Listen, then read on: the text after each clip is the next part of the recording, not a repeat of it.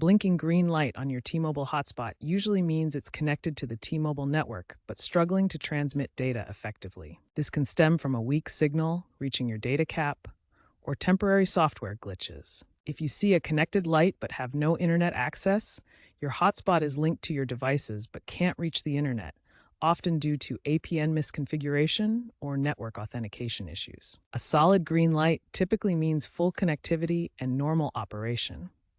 Troubleshooting often involves simple steps to resolve these common problems.